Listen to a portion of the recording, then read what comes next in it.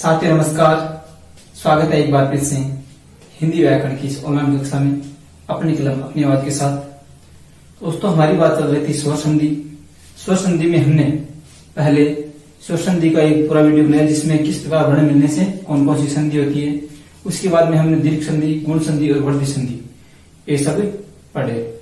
आज हमारा टॉपिक है यण संधि। कौन सा टॉपिक है? यण संधि, चौथा भेद स्वर संधि का। हमने सबसे पहले दीर्घ संधि पढ़ी। दीर्घ संधि में हमने ए आ को मिलाया आपस में, तो ए आ दोनों आपस में जब मिलते हैं तो क्या हो जाता है? आ हो जाता है। इस प्रकार ई को मिलाया, उ को मिलाया तो क्या हो गया? ये दीर्घ हो गई और संधि का क्या नाम हो गया? दीर्घ संधि। उसके बाद में हमने ए को किससे मिलाया? ए को मिलाया ई से, फिर मिलाया उ से और फिर मिलाया री से। मिलाया तो ए के बाद ए को किससे मिलाया हमने? ई उ और ई, इनसे मिलाया। पहले आपस में मिला दिया, फिर इनसे और इनसे।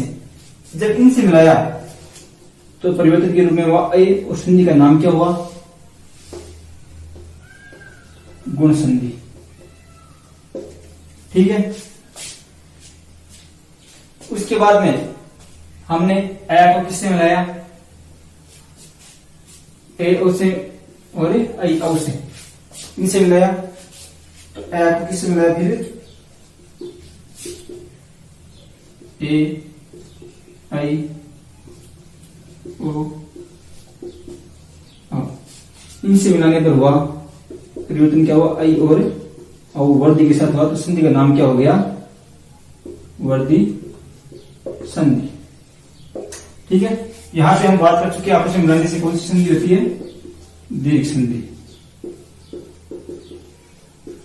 ठीक है। आज हमारा टॉपिक है, हमने इनको मिलाया अभी तक। ए को इनसे मिलाया, फिर ए को इनसे मिलाया और ए को इनसे मिलाया, तो तीन संधि हुई। आज हम क्या करेंगे? आज हम इनको मिलाएंगे, ई को मिलाएंगे, उ को मिलाएंगे और डी को मिलाएंगे। तो यही है यण संधि। कैसे? यदि ई और ई के बाद, ई या ई के बाद, उ या उ के बाद और री, इनके बाद, ई के बाद, उ के बाद और री के बाद यदि असमान स्वर आए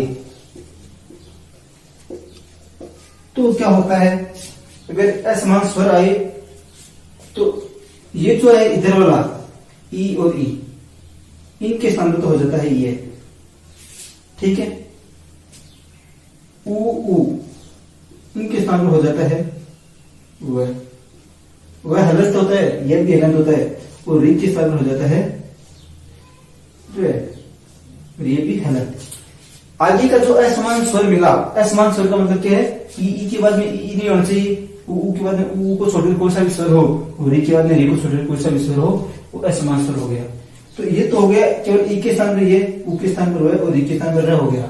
आगे का जो असमान स्वर की जो मात्रा है शब्द पर, वो उसी प्रकार रहेगी, वो उसी प्रकार रहेगी।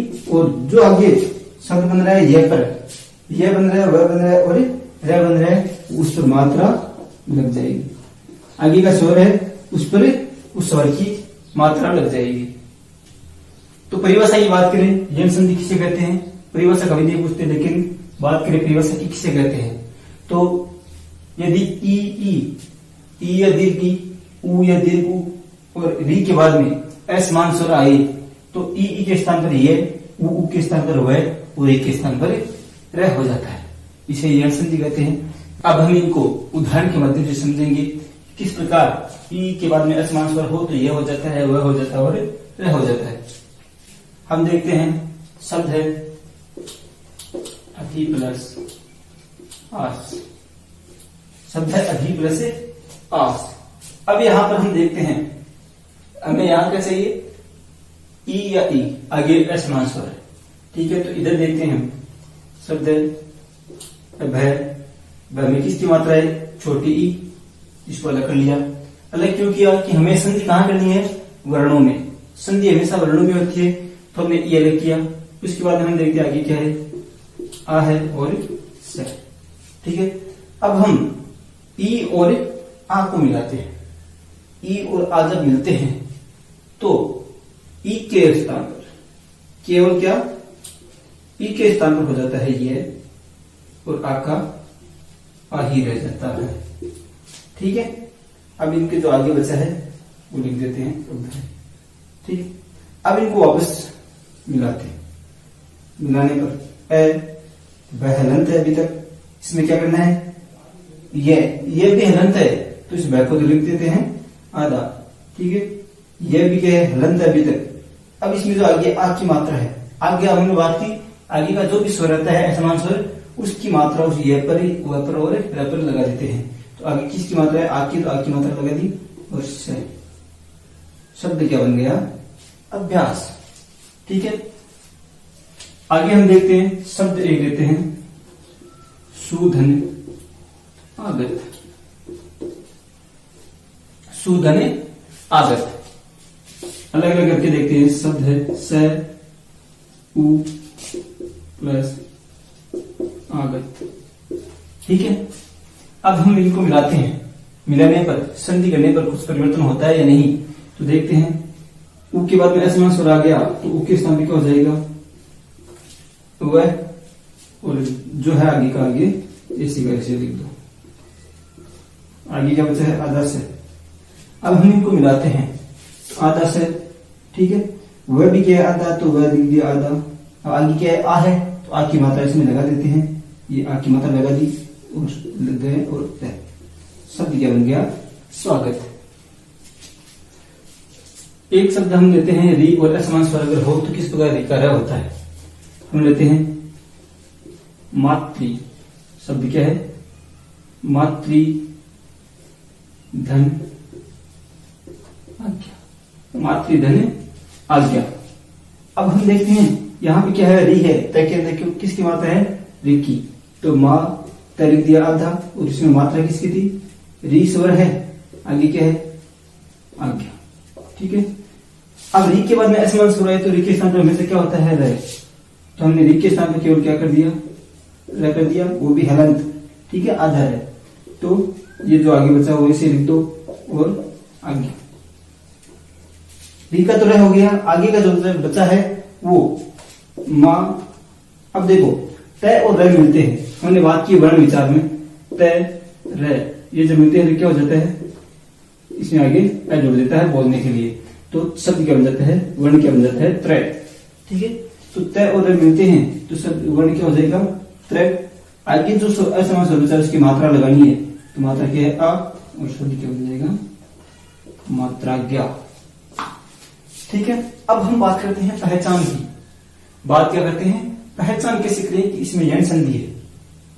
सबसे बड़ा टॉपिक संधि में अगर बात करें, 100 संधि में सबसे ज्यादा प्रश्न बनते हैं तो चांसेस किसके ज्यादा है, यण संधि के।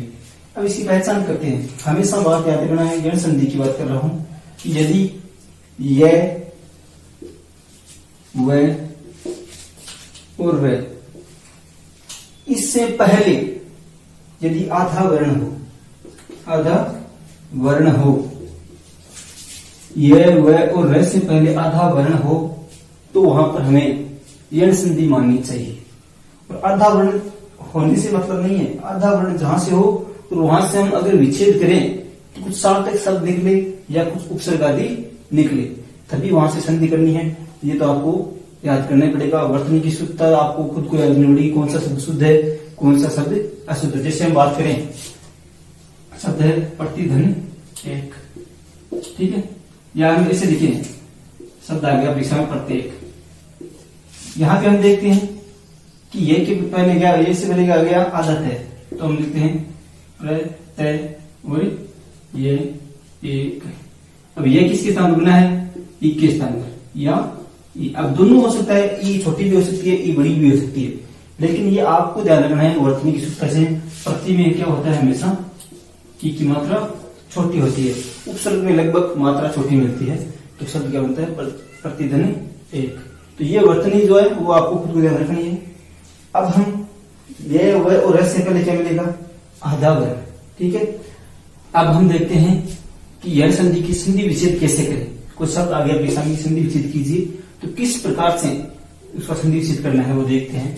हमने पहचान की बात कर ली है, यह व और रस से पहले क्या होना चाहिए, आधा वर्ण हो, और आधा वर्ण वही हो जहां पर हम विच्छेद कर सके, दो सार्थक शब्द या कुछ उपसर्ग करते हो। तो हम देखते हैं यहाँ पे क्या है, ये भी मिल गया और वह इससे पहले आधा वर्ण भी मिल गया।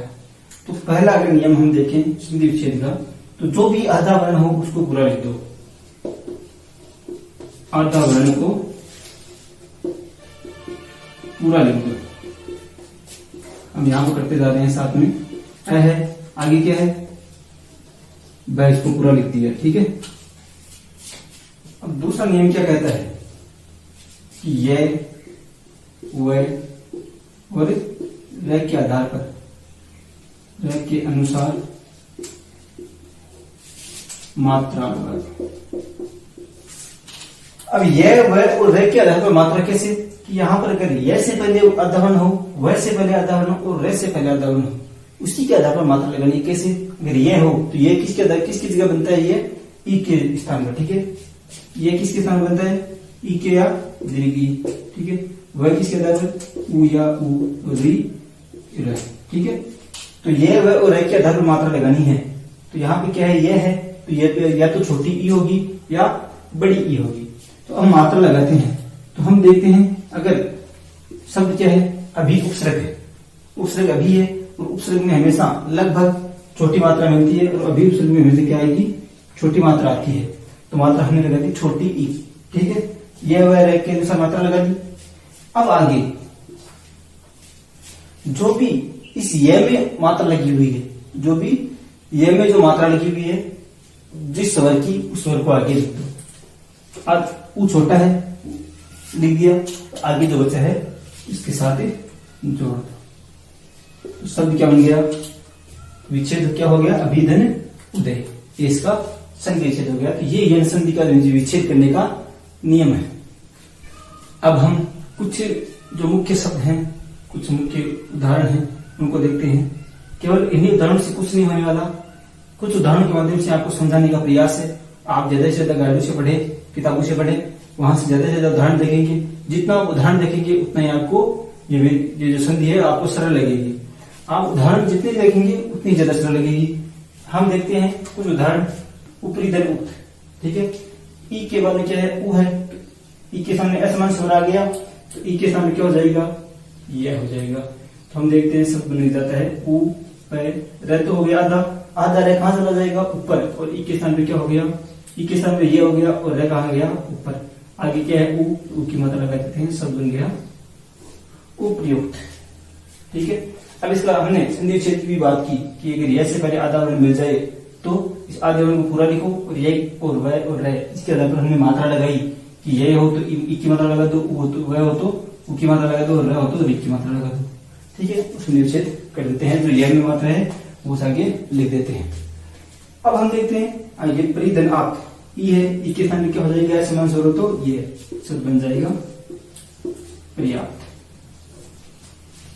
निधन आय, ई के बाद में आ असमान स्वर आ गया, तो ई का क्या हो जाएगा, ये न, ये, और ये भी किसकी मात्रा लगानी है, आ की, और शब्द बन गया न्याय।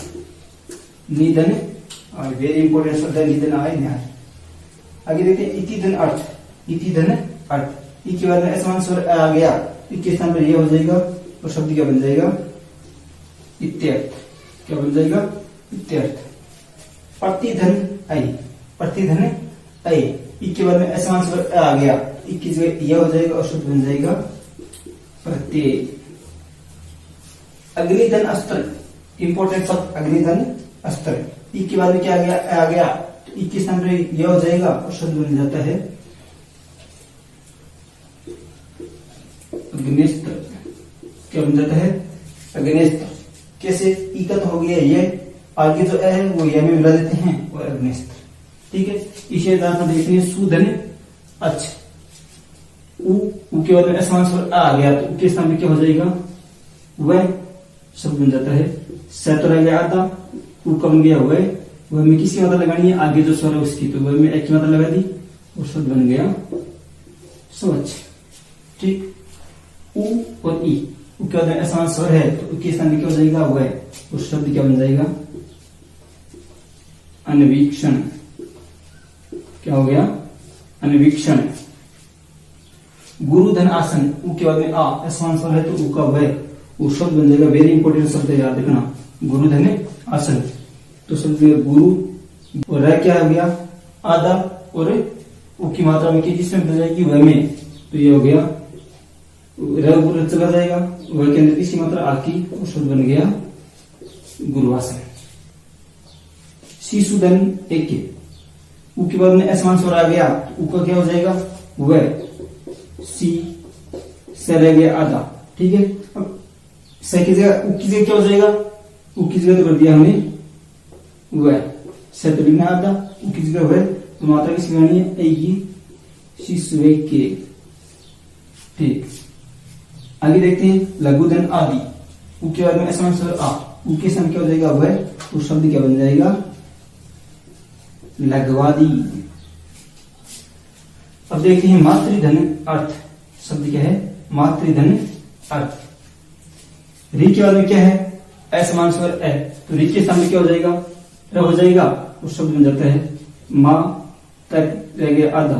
ठीक है, आगे री का क्या हो गया रह, आगे क्या है अर्थ। तो अब इनको जब मिलाते हैं तय के तय और रह जब मिलता है तो क्या बन जाता है त्रय, और मात्रा किसकी बनानी है की, वो शब्द बन जाता है मात्रा। पितृधन अंश, री के बाद में आ गया तो री का रह हो जाएगा और शब्द क्या बन जाएगा पितृंश। दातृधन उदारता, री का रह हो जाएगा और शब्द बन जाता है दातृदारता। दातृदारता, ऊ की मात्रा अगली वाली लग गई और शब्द बन गया दातृदारता। वक्त्री उद्बोधन, वक्त्री उद्बोधन तो वह क्या। ठीक है, अब तय और रह, री का क्या बन गया रह बन गया, तय और रह मिलते हैं तो बन गया त्रय, और ऊ की मात्रा जो आगे ऊ है उसकी मात्रा इसमें लगा देते हैं और शब्द बन जाता है वक्त्री उद्बोधन। वक्त्री उद्बोधन शब्द वक्त्री उद्बोधन शब्द बन जाता है। ये था यह संधि। यहां पर मकसद केवल समझना है, रटाना नहीं है। आप ये मत सोचना कि उदाहरण कम बता रहे हैं, क्यों उदाहरण के माध्यम से ज्यादा समझाना मेरा उद्देश्य है। आपको एक उदाहरण के माध्यम से पूरी संधि याद हो सकती है। एक उदाहरण याद कर लो, हर संधि का एक एक नियम याद करने की जरूरत नहीं है, नियम रटने की जरूरत नहीं है, पूरा नियम आपको याद हो सकता है। प्रत्येक शब्द याद किया, अब प्रत्येक क्या होता है प्रतिधन एक, अलग अलग आपको विषय याद है।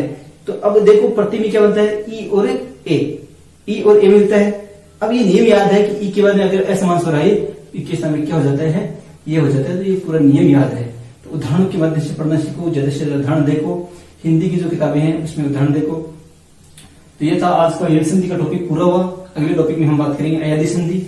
आप इस वीडियो को लाइक करके शेयर जरूर करें सभी के साथ और कमेंट करके जरूर बताएं कि वीडियो कैसा लगा।